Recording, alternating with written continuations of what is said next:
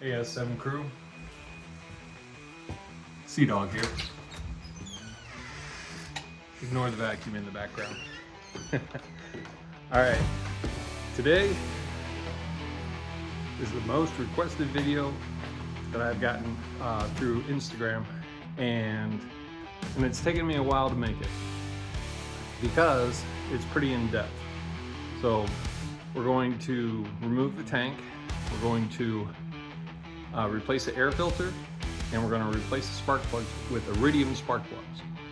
And we'll go over all that during the video. But if you watched a few of my videos and you haven't subscribed yet, please do so. There's more to come this year.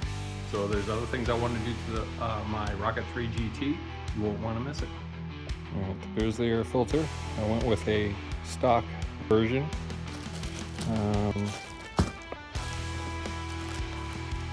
There is the part number.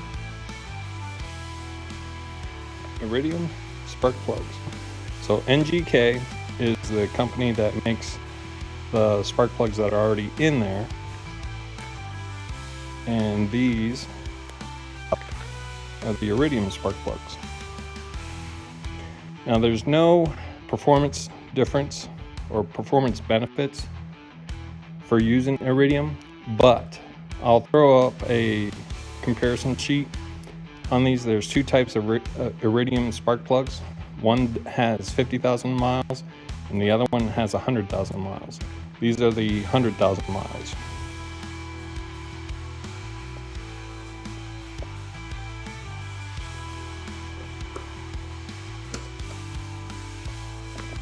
Shout out to Terry Forsyth 4753 about mentioning to disconnect the battery. Great idea, and should be practiced every time you work on the motorcycle. I've got a little rat's nest in here, but this is one of the projects I have coming up for the bike. But Terry Forsyth 4753, thank you for your comment in my YouTube videos.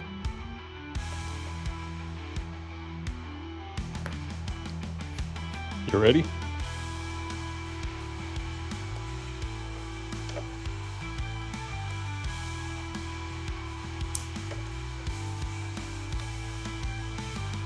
And try not to lose that screw. I think I'm missing a few of my Allen wrenches.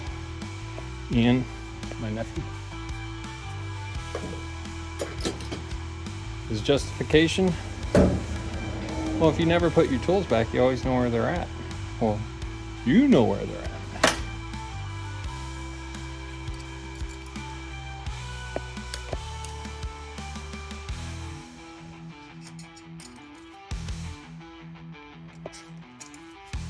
There we go. All right, there's one. There's two. One of the things I want to do here in the near future is I want to get rid of this. I want to build a cluster mount that goes on the back of this. So I'll have to design it, fabricate it. I'll do it out of metal. All right, I want to get this up out of the way so it's not bouncing around, hitting the tank. Usually I'll use a bungee cord and wrap it around, so I think that's what I'm going to do, is go find me a bungee cord. All right, let's get the rest of the tank off. I'm going to go ahead and start on here. Actually, no, I'm going to take this bolt out here, and then I'll come down to this. Ooh, that was tight. Tight. Again, this would be faster if I use power tools. I like working with my hands. So if you feel like working with power tools, more power to you. And this would be one of the reasons why Andy Forsyth 4753 mentioned to disconnect the battery. If I were to drop this Allen wrench on the terminals, it could short out the battery. It could blow a fuse. Could do a lot of things. I lost my little rubber piece that goes in here. I thought I threw it in a drawer when the last time I took apart my tank. And I can't find it. I'll have to look through the boxes on my parts shelves. I'll tell you what. If any of you have a recommendation on a tool for this, to make this go faster, please put a link in the comments and let me know, because this is the one part, the one time on this bike I would love to have something that was faster, whether it's a ratcheting Allen wrench or whatever it is. But you can see here, it's a very narrow opening. So it'd probably have to be something that is fairly long to come outside of that opening. There is a washer on here, so pay attention. Don't lose it. Well, should be able to pop this off. There we go. There's a bar that goes in here. So make sure you don't lose that either. I'm going to reattach the bolt so that that doesn't slide out and I don't lose either the washer or the bar. I do have a YouTube video out there that is strictly on the tank removal. You want to check that out. And I don't want to strip the threads. That would be bad juju. Pretty sure if I move the tank, wiggle it, it'll come out. But I'm also able to do it that way. Pair of pliers. Should be able to get it propped up. Yep. She's a moving. You can see my brother's been working on his 69 Mustang here. The 50's out there. There was a user in the comments here recently that mentioned using a piece of wood to prop up the tank. You shouldn't have to do that. And he ended up extending the hoses in the lines.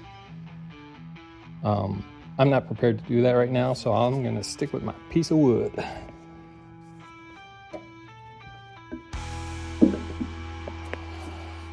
When dealing with these hoses, get yourself plastic knives. There we go. I'm going to put a precaution out here because this is very short.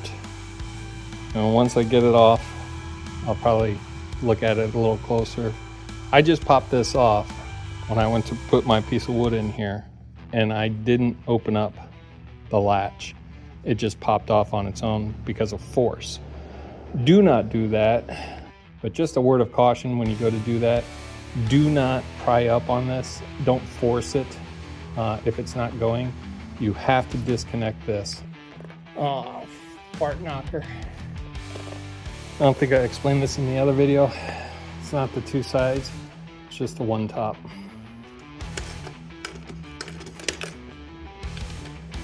And while I was tanking, I was tanking.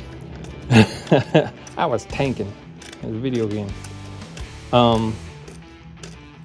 While I was taking off the tank, I ended up messing up my paint job here. I didn't do a fantastic job. It's just high heat paint. But that's not needed on this because it's just an intake. So it doesn't get as hot as the exhaust. So what I'm going to do is I'm going to go ahead and I'm going to take this piece off as well. And then I'm going to repaint it using the same paint and process that I did for these pieces and the strap.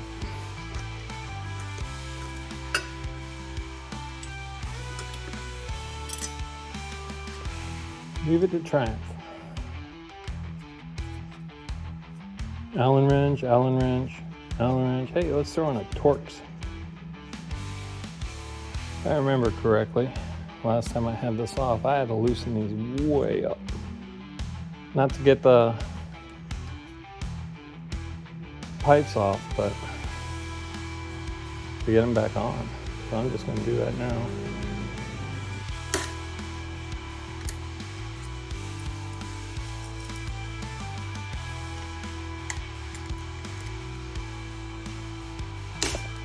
Boink.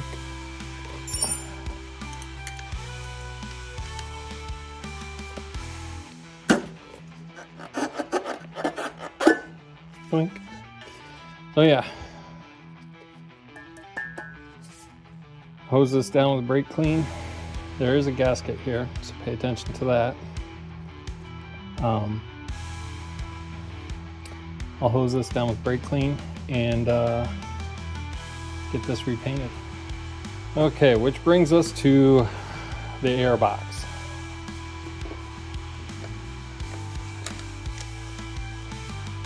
Now for this, for replacing the air filter, I'm thinking maybe you do want to take off the tank. At least that's how I feel. You have to remove these three so that this comes out of your way, this tube that goes behind it, so you can flip this down and replace the air filter. So I'm going to say that just for ease and convenience, take off the tank. And it's not that big a deal to take off the tank. At least everything that's out here that needs to be removed to take off the tank is reachable. I'm going to say that you probably want to remove these bolts before you take out the nuts on this, so it doesn't drop down into your way. You know, hindsight and all. If only you had a brain. What would you do with a brain if you had one?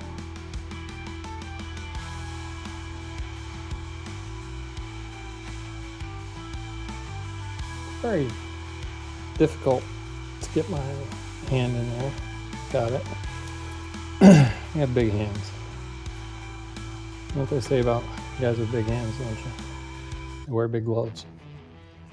Did I get all the bolts? I didn't get all the bolts. Hey, I didn't get all the bolts. Moron. What would you do if you had a brain? Hopefully I'd use it. Well, that's not going to be an easy one to get to.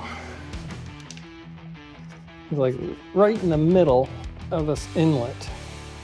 So I've got the pipes up there drying. Took a little break from the spark plugs. Hey, Triumph. Give me a call, I got a suggestion for you. But you can't guess what it is.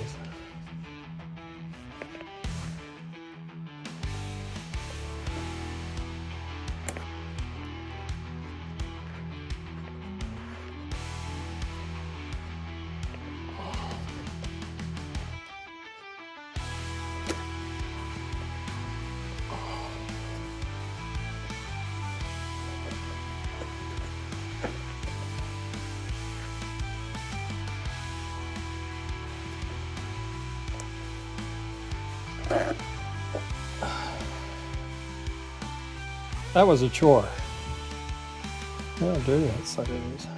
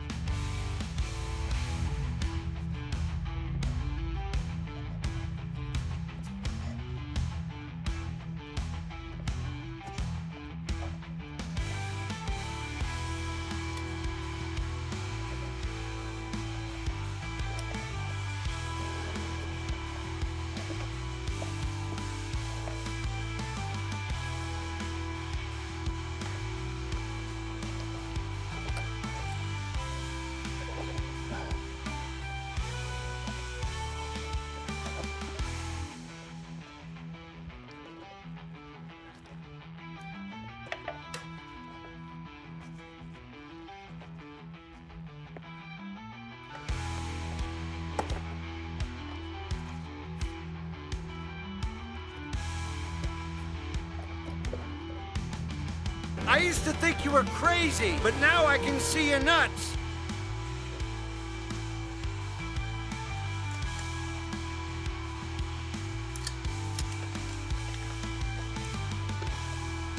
Yeah, I can start putting the rest of this back together. It looks like these three are probably the spark plugs. And that's no bueno. I'm gonna try to take some of these bolts out and maybe move this stuff out of the way. Try to get to it.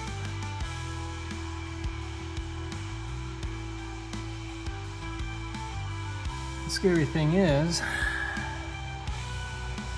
is that I see 6 lines.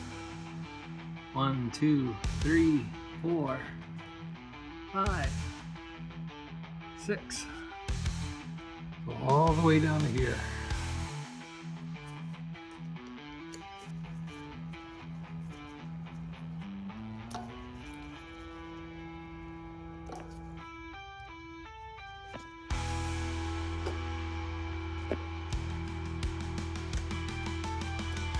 This is turning out to be a much bigger job than I really thought it was. And I thought it was a pretty big job. Just want to move it out of the way. I just want to move it out of the way. It's looking better.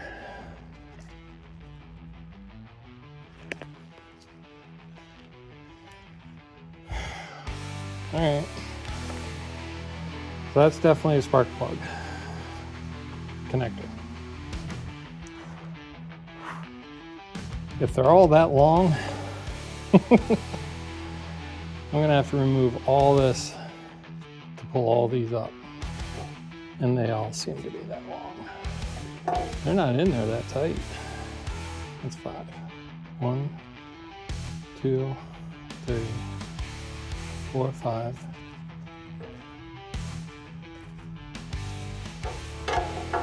6. Let's try to get one out.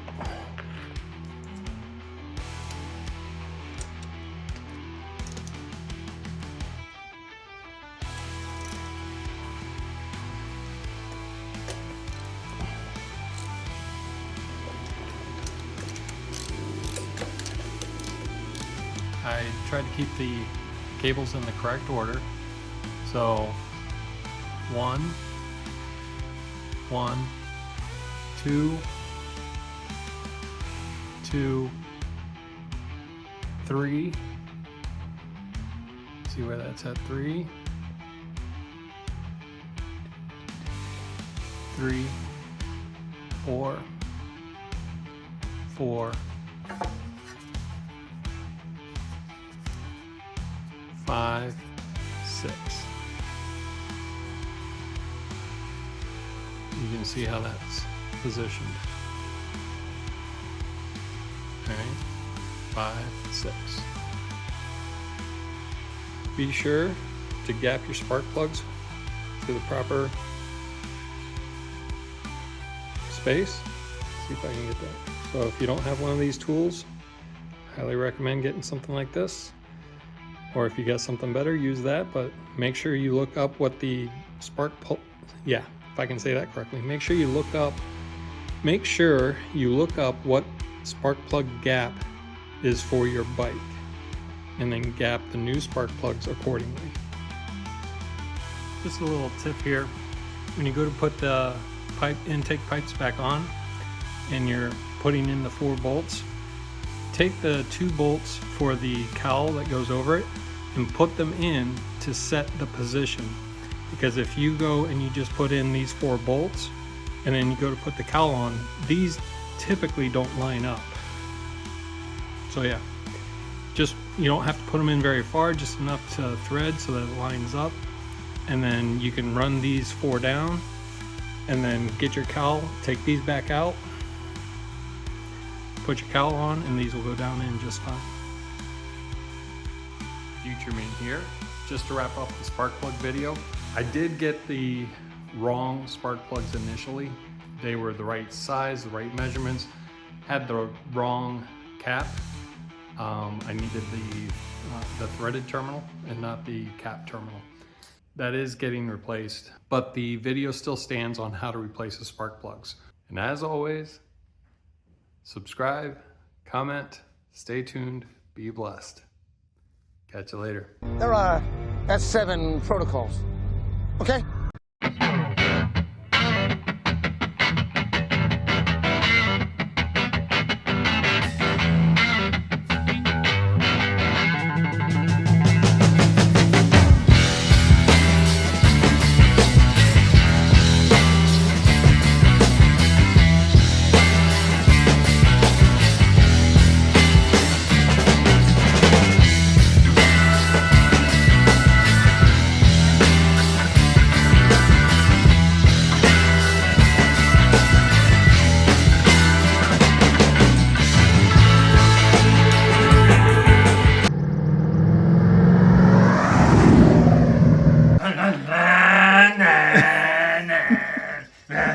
Bye.